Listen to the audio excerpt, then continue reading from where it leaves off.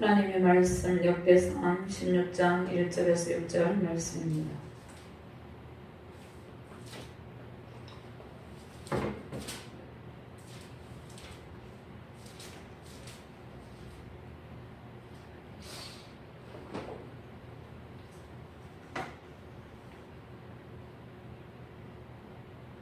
말씀을 교독하도록 합니다.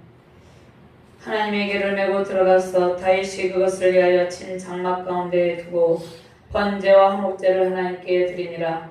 다윗이 번제와 화목제를 드리고 여호와의 이름으로 백성에게 축복하고 이스라엘 무리 중 남녀를 막론하고 각 사람에게 떡 한 덩이와 야자열매로 만든 과자와 건포도로 만든 과자 하나씩을 나누어 주었더라. 또 레위 사람을 세워 여호와의 궤 앞에서 섬기며 이스라엘 하나님 여호와를 칭송하고 감사하며 찬양하게 하였으니 아삽은 우두머리요 그 다음은 스가랴와 여이엘과 스미라목과 여이엘과 마따디아와 엘리압과 분하야와 오베데돔과 여이엘이라. 비파와 수금을 타고 아삽은 재금을 힘있게 치고 제사장 분하야와 야실은 항상 하나님의 언약궤 앞에서 나팔을 부니라. 아멘. 하나님 감사합니다. 오늘도 능력의 말씀으로 인도하여 주심을 감사합니다. 부족한 종에게 성령의 권능을 부어주시고 주의 말씀을 바르게 대언할 수 있도록 인도하여 주시옵소서. 주의 말씀을 받는 모든 주의 백성들에게 다윗의 장막에서 하나님의 영광스러운 임재 가운데 충만한 기쁨을 누리게 하여 주시옵소서. 감사드리며 주 예수 그리스도 이름으로 기도드리옵나이다. 아멘. 할렐루야. 한 주간 잘 지내셨나요? 주님의 영원하시는 정과 사랑에 감사드립니다. 영원한 다윗의 장막을 치시고 영원한 보좌로 인도하시는 주님을 찬양합니다. 무너진 다윗의 장막을 회복하신 예수 그리스도 안에서 찬양과 감사와 영광이 넘치시기를 주님의 이름으로 축원합니다. 좋은 땅에 하나님의 보좌를 펼치시고 주의 백성들이 거하게 하심을 감사드립니다. 영원한 하늘의 장막 그 모형이신 예수 그리스도를 통해서 영광의 찬송을 부르며 예배하게 하심을 감사드립니다. 다윗의 장막 안에 거하는 모든 주의 백성들에게 하늘과 땅에 충만한 영광 넘치시기를 주님의 이름으로 축원합니다. 역대기는 하나님과 그분의 올바른 백성들, 그 백성들의 관계를 유지하고 또 그들을 부양하기 위해서 이스라엘 역사 가운데서 실패와 또 실패에 따른 심판, 또 하나님의 은혜와 회복의 그러한 패턴을 보여줍니다. 역대기 역사적 배경은 바벨론 포로에서 돌아온 지 100년 후에 이스라엘 백성들을 대상으로 전달된 하나님의 메시지입니다. 그러니까 포로 후기의 공동체의 삶입니다. 포로 이전과 포로 후기가 있는데 바벨론의 포로로 끌려가서 포로 후기, 돌아온 귀환한 그러한 백성들의 삶입니다. 다윗이 왕으로 즉위한 후에 첫 번째 그가 취한 행동은 법궤를 예루살렘으로 이동하려고 한 일입니다. 그렇게 시도했지만 이것이 중단됩니다. 다윗이 이제 왕궁을 건축하고 블레셋을 쳐서 이긴 후에 사무엘하 5장입니다. 법궤를 이동하는 모습이 사무엘하 6장에 나오는데요. 다윗이 왕위에 오르자마자 법궤를 옮기려는 시도를 한 이유가 무엇입니까? 14장에 기록된 그 왕궁 건축이 있습니다. 또 자녀의 문제가 있어요. 블레셋과의 전쟁 문제가 있습니다. 그런데 그것보다 다윗이 가장 중요하게 여기는 것은 법궤를 옮겨오는 것이었어요. 그러니까 언약궤를 옮기는 것을 가장 중요하게 여겼습니다. 그래서 왕으로 즉위한 후에 맨 처음으로 이것을 시도를 했다는 것입니다. 그러면 다윗이 법궤를 가장 중요하게 여긴 이유가 무엇입니까? 다윗은 법궤 앞에서 하나님께 물으면서 백성들을 통치하기 위해서 법궤를 가져오기를 원했다는 것입니다. 다윗이 왕이 되었는데 그가 이제 왕의 역할을 감당할 때 하나님의 통치 아래서 그 통치의 영역 안에서 백성들을 다스리기를 원했다는 것입니다.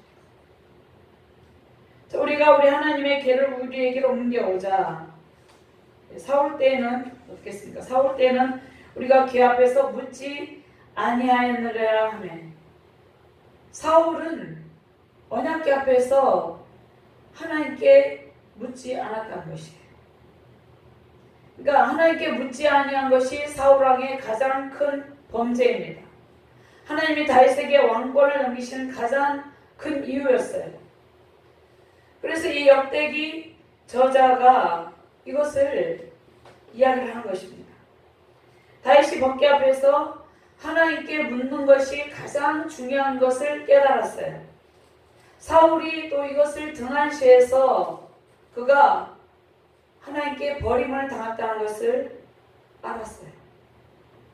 그럼 법궤 앞에서 하나님께 묻는 그 왕권이 하나님께서 가장 기뻐하시는 그러한 왕권인 것을 다윗이 알았어요. 이것이 다윗의 통치 개념이에요. 그러니까 다윗의 통치 개념은 하나님께 여쭈어보고 하나님의 뜻대로 나라가 운영되는 것. 그것이 다윗의 통치 개념입니다. 근데 다윗이 법궤를 이동하려고 시도를 했는데 이 노력이 웃사가 손을 펴서 법궤를 붙들므로 진노를 받아서 죽게 되는 사건으로 중단이 됩니다. 그리고 난 뒤 하나님의 궤가 오베데돔의 집에 3개월간 머뭅니다. 그 후에 역대기 14장에서는 다윗이 왕궁을 건축합니다. 왕궁을 건축하고 자녀들을 많이 낳습니다. 블레셋과의 전쟁에 승리합니다. 자, 오베데돔의 집에 법궤가 있는 동안 하나님이 그의 집과 소유에 복을 내리시고 다윗의 집과 나라를 축복하셨습니다. 그런데 이제 법궤를 옮기는 것이 법궤 옮기다가 자칫 잘못하면 죽음을 불러올 수 있다는 사실을 아는 다윗이 먼저 하나님의 궤를 둘 곳을 마련한 후에 장막을 치고 이제 레위 사람 외에는 언약궤를 매일 수 없음을 분명히 합니다. 역대상 15장 1절 2절 말씀에 다윗이 다윗성에서 자기를 위하여 궁전을 세우고 또 하나님의 궤를 둘 곳을 마련하고 그것을 위하여 장막을 치고 다윗이 이르되 레위 사람 외에는 하나님의 궤를 맬 수 없나니 이는 여호와께서 그를 택하사 여호와의 궤를 메고 영원히 그를 섬기게 하셨습니다 하고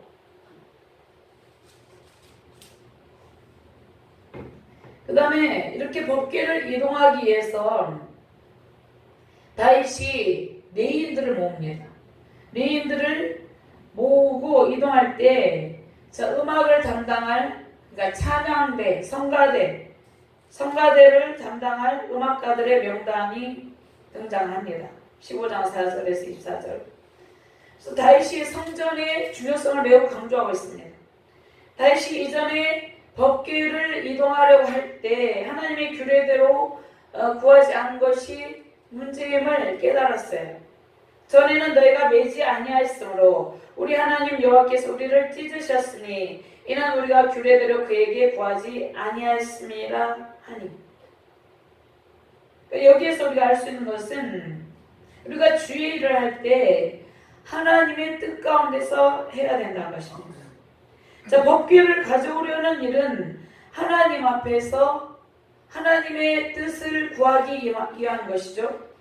그러니까 법궤를 옮기는 일도 마땅히 하나님의 규례대로 해야 된다는 것이에요.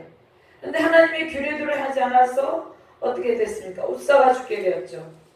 하나님께 구하지 않은 일이 가장 큰 실패의 원인이라는 것을 알았어요. 하나님께 구하는 일이 가장 중요한 일입니다. 그럼 하나님의 궤를 메고 하나님의 궤를 누가 맸어요? 성별된 레위인들이 메고 노래하는 자들이 악기를 불고 예루살렘으로 성공적으로 옮깁니다. 그다음에 다윗이 이제 수송아지 7마리와 순양 7마리로 제사를 드렸습니다. 이것은 하나님 여호와의 언약궤를 맨 네 사람들을 도우셨기 때문이죠. 그러니까 하나님께서 도우셔서 언약궤를 옮겨올 수 있었다는 것입니다. 하나님께서 도우시지 않으면 실패했겠죠. 역대상 15장 26절 말씀에 하나님이 여호와의 언약궤를 맨 네 사람을 도우셨으므로 무리가 수송아지 7마리와 순양 7마리로 제사를 드렸더라. 아멘. 그런데 다윗이 언약궤를 옮겨오고 춤추며 하나님 앞에 찬양을 하는 것을 보고 춤추며 뛰노는 것을 보고 미갈이 마음에 다윗을 업신여기죠. 미갈이 다윗을 업신여긴 것은 미갈이 다윗을 단지 경멸한 것뿐만 아니라 법궤가 성소에 들어오는 것이 무슨 의미인지 알지 못했어요. 근데 법궤가 성소에 들어오는 것이 무엇인지 알지 못하는 그 가문이 어떤 가문이었습니까? 사울 가문이었어요. 사울 가문의 마지막 인물입니다. 미갈. 법궤가 왜 지금 들어오는지 그 의미를 몰랐어요. 사울이 이것을 몰랐기 때문에 비극적인 죽음을 맞이했죠. 자, 16장에서는 법궤 이동과 관련된 말씀을 이제 마무리를 합니다. 자, 오늘 말씀에 보면 다윗이 법궤를 장막 가운데 두죠. 가운데 두고 하나님께 번제 화목제를 드린 다음에 네 사람 아삭과 그 형제를 세워서 하나님께 감사 찬양을 하게 합니다. 그 다음에 8절에서 36절까지는 아브라함, 이삭, 야곱에게 주신 약속을 강조합니다. 강조하는 찬양을 부르죠. 그래서 하나님은 언약의 하나님이시고 하나님 언약의 하나님은 선하시고 인자하시고 영원한 은혜의 하나님이시라는 것을 말씀하고 있습니다. 자, 그러면 이 찬양을 통해서 이 역대기서를 쓴 이 저자는 여호와의 능력을 구하고 하나님의 얼굴을 구하라 이렇게 요청하고 있습니다. 이 말씀 저와 여러분들에게 주신 거죠. 저와 여러분들이 누구의 능력을 구해야 됩니까? 하나님의 능력을 구하고 하나님의 얼굴, 하나님 얼굴을 구한다는 것은 하나님의 말씀의 빛을 받는다는 것이죠. 그것을 구하라고 16장 11절 말씀에 오늘 본문 말씀에 요청하죠.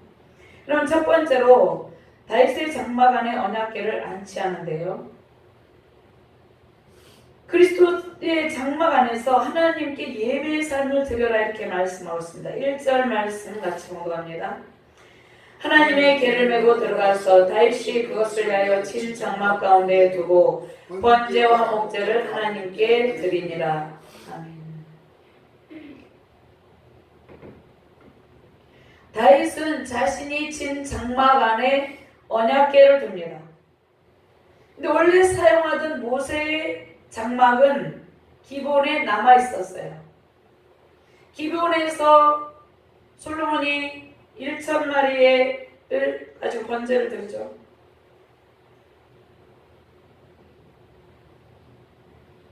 (39절) 말씀해 보면 제사장 사독과 그의 형제 제사장들에게 기본 산당에서 여호와 성막 앞에 모시게 하여.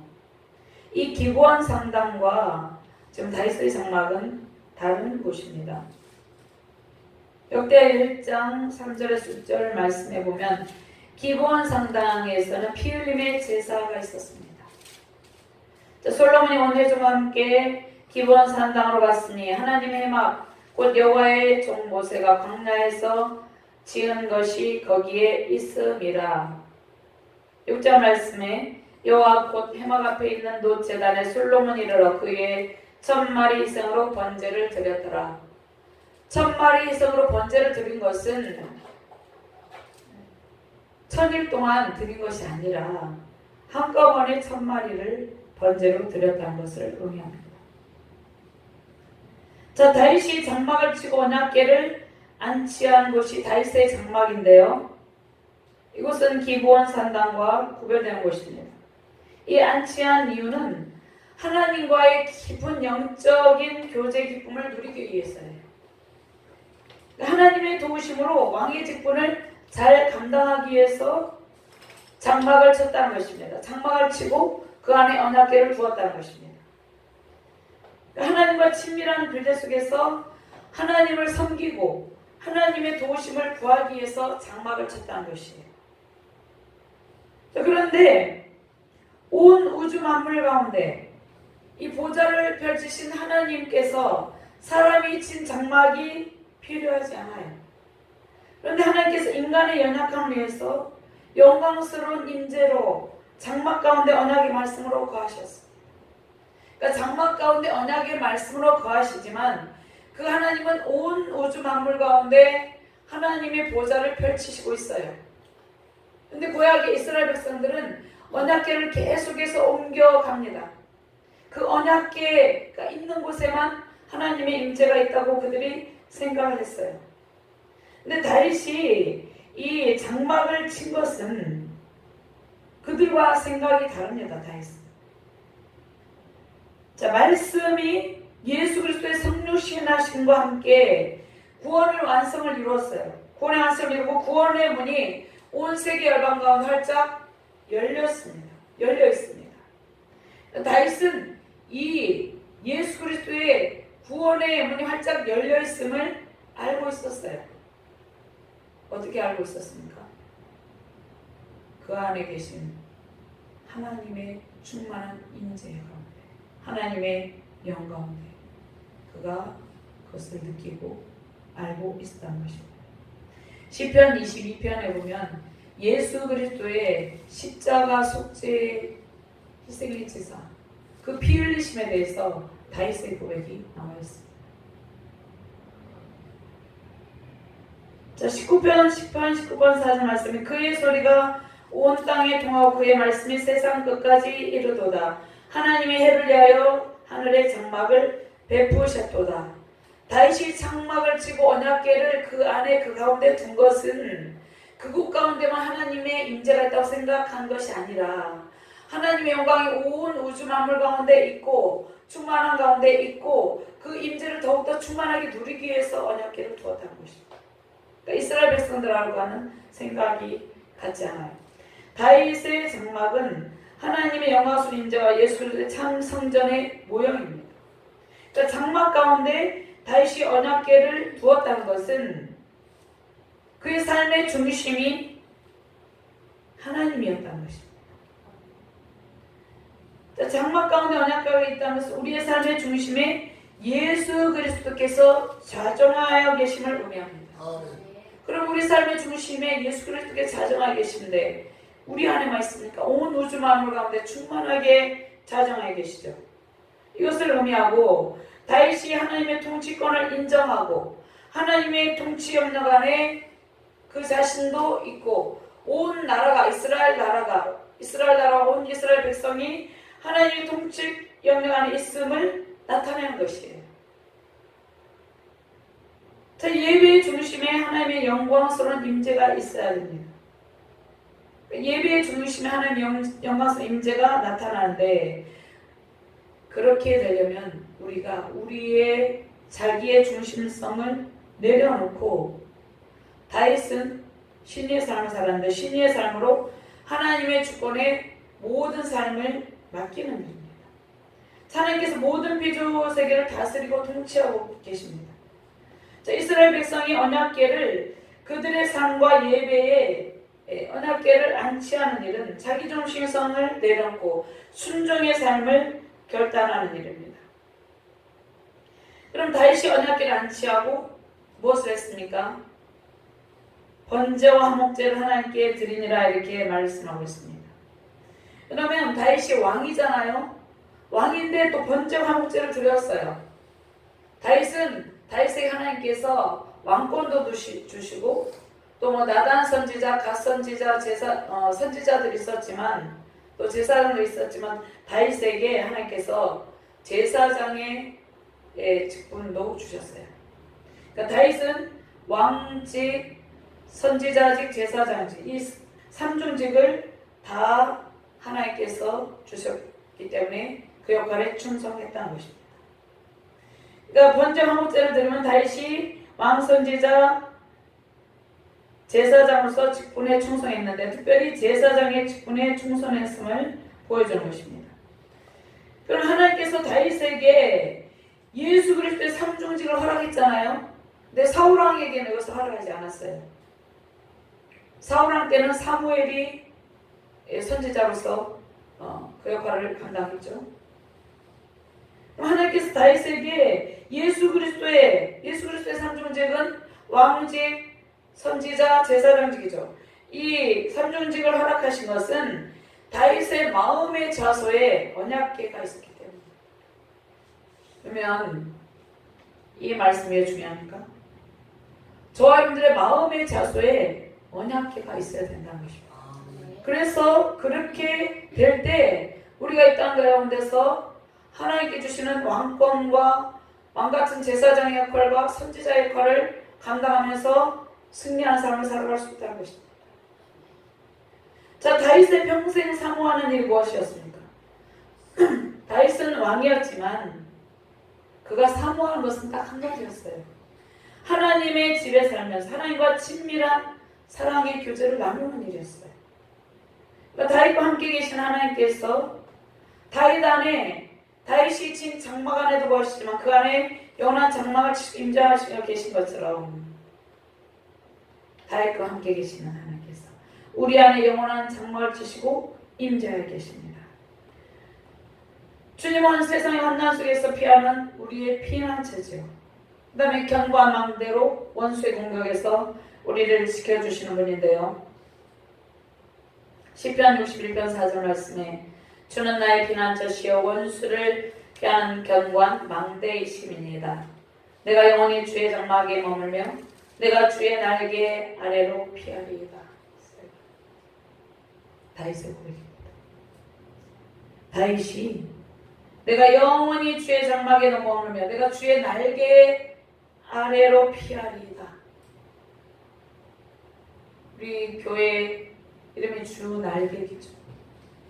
제 이름 하나님께서 주셨어요. 제가 오랫동안 기도하면서 받은 이름입니다. 자, 영원한 다윗의 장막을 치시고 주의 권능의 날개 아래에서 화목의 기쁨 누리시기를 주님의 이름으로 축원합니다. 그리고 주님의 권능의 날개 아래에서 하나님과 먼저 화목의 기쁨 누리죠. 친교의 교제. 다른 해석에는 친교의 교제, 화목 친교의 교제를 드렸다 이렇게 해석을 하고 있습니다. 그래서 화목제를 드렸다는 것은 하나님과 친교를 했다는 것이에요. 그러면 우리가 이제 다윗의 장막 안에서 영원한 장막 안에서 하나님과의 친교를 누려야 되는데 먼저 우리는 어떻게 해야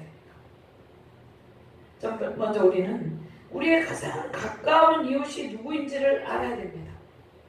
우리의 가장 가까운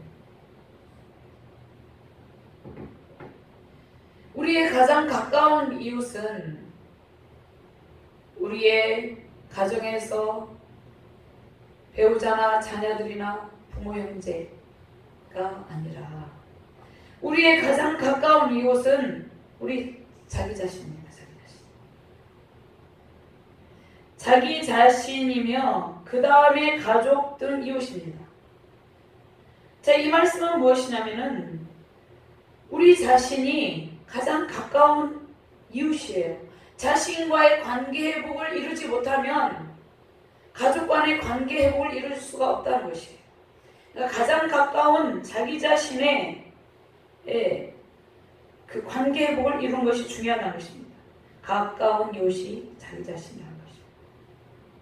그 다음에 가족 이웃이죠. 그러면 이렇게 화목을 이루기 위해서는 하나님의 영광스러운 임재로 하나님의 친밀한 교제를 이루어야 된다는 것입니다. 다윗처럼 하나님의 영광스러운 임재 속에서 먼저 하나님과의 화목을 이룰 때 자신과의 화목을 이룰 수 있다는 것입니다. 많은 사람들이 자신과의 화목을 이루지 못하고 있어요. 이것이 이 시대의 문제점이에요. 그 다음에 자신과의 화목을 이루지 못하면 이웃과의 화목을 이루지 못하죠. 근데 먼저 하나님과의 화목을 이루어야지 우리는 이웃과 자신과의 화목을 이룰 수 있다는 것입니다. 먼저 하나님과 화목을 이루시고 자신과 화목하고 이웃과의 화목을 이루시기를 주님의 이름으로 축원합니다. 하나님께 헌신과 화목의 삶을 드리는 예배자로 즐거운 찬송 넘치시길 주님의 이름으로 축원합니다. 시편 27편 4절 말씀에 내가 여호와께 바라는 한 가지 일 그것을 구하리니 곧 내가 내 평생의 여호와의 집에 살면서 여호와의 아름다움을 바라보며 그의 성전에서 사모하는 그것이다. 시편 27편 5절과 6절 말씀 한번 찾아볼까요?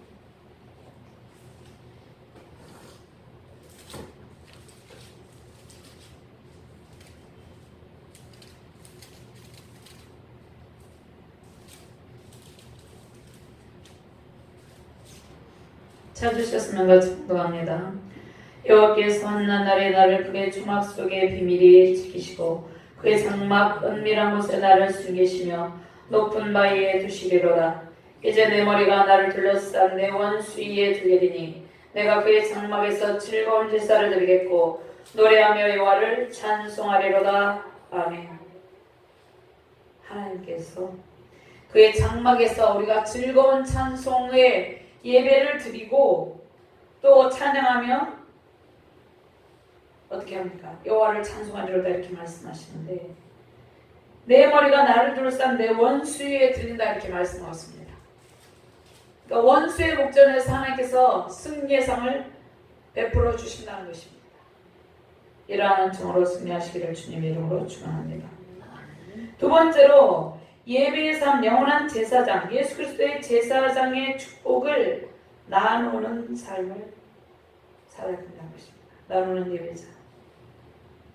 그러니까 하나님과의 친교를 나누고 이웃과의 친구를 나누는데 이것을 하나님께서 우리에게 주신 제사장의 축복입니다.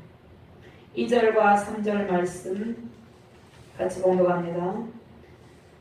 다윗이 번제와 화목제 드리기를 마치고 여호와의 이름으로 백성에게 축복하고 이스라엘 무리 중 남녀를 막론하고 각 사람에게 떡 한 덩이와 야자 열매로 만든 과자와 건포도로 만든 과자 하나씩을 나누어 주었더라.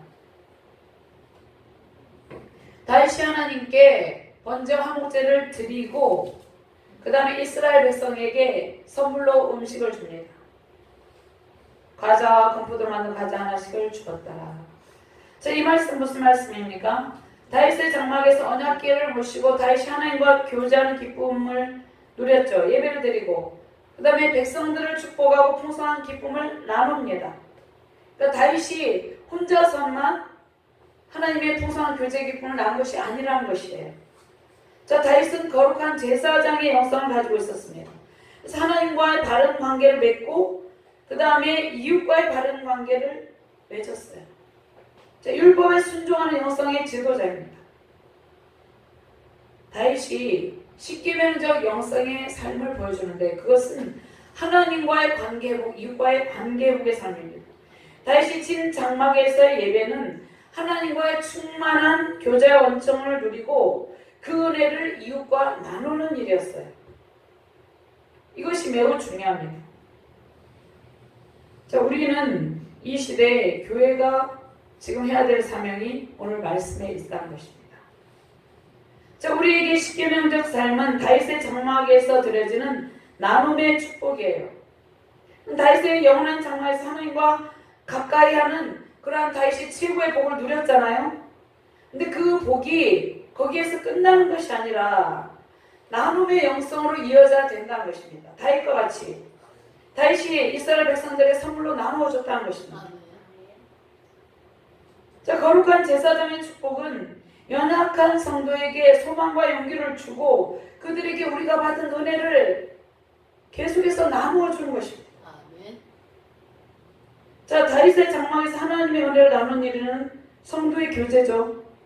성도의 교제인데 이 성도의 교제를 나누고 난 이후에 우리가 세상에 나가서 그 풍성을 또 나누어 줘야 된다는 것입니다. 사도행전 2장 42절과 46절에서 9절 말씀을 찾아봅니다. 자, 사도의 가르침으로 믿음과 사랑을 나누는 신앙 공동체, 영적 공동체가 돼야 되는데 이것이 주님께서 보여준 만찬의 모습이에요. 예수 그리스도께서 모든 것을 내어주시고 나누어 주셨어요. 그 생명을 다 주셨어요. 그리고 생명의 양식을 나누어 주셨죠. 42절과 46, 47절 말씀만 공부합니다. 사도행전 2장입니다. 그들이 사도의 가르침을 받아 서로 교제하고 떡을 떼며 오로지 기도하기를 힘쓰니라. 날마다 마음을 같이하여 성전에 모이기를 힘쓰고 집에서 떡을 떼며 기쁨과 순전한 마음으로 음식을 먹고 하나님을 찬미하며 또 온 백성에게 칭송을 받으니 주께서 구원받는 사람을 날마다 더하게 하시니라. 창세기 1장, 2장 1절 3절 말씀에 보면 하나님께서 천지와 만물을 다 이루시고 하나님께서 일곱째 날에 그 일을 마치시고 모든 일을 마치시고 일곱째 날에 안식을 했는데 3절 말씀에 일곱째 날을 복되가사 거룩하게 하셨다 이렇게 말씀하고 있습니다. 왜 복되게 하셨습니까? 저와 여러분들에게 하나님께서 그 창조의 충만한 그 은총의 복을 나누어 주기 위해서. 아멘. 그러니까 안식은 우리가 힘들게 고생하는 날이 아니에요.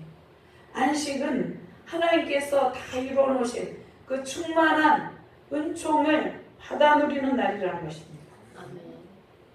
그러면 일곱째 날을 복되게 하사, 그럼 저와 여러분들 이것을 잘 생각해야 돼요. 일곱째 날은 그러면 주일을 요즘은 이제 주의 날을 우리가 주일로 성수하죠.